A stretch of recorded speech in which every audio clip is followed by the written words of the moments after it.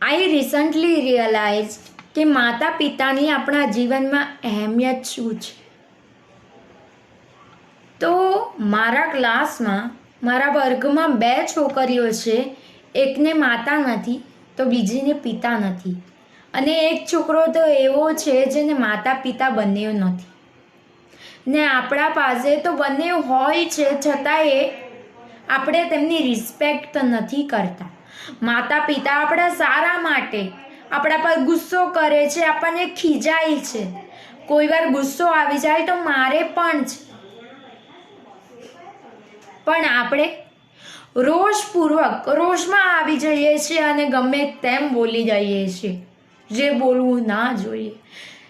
તેઓને દિલમાં દુખે છે, તેઓને ગિલ્ટી ફીલ થાય છે. શું અમારા સંસ્કાર આટલા કમજોર પડી ગયા? શું અમે આવા સંસ્કાર આપ્યા કે અમારો દીકરો કે દીકરી આવું વર્તન કરશે અમારા સાથે? માતા પિતાએ આપણા માટે જેટલું કર્યું છે ને, આપણે તેઓને થોડી રિસ્પેક્ટ, થોડું સન્માન પણ નથી આપી શકતા? શું તેઓ ડિઝર્વ નથી કરતા? પણ તેઓ ચૂપ થઈ જાય છે.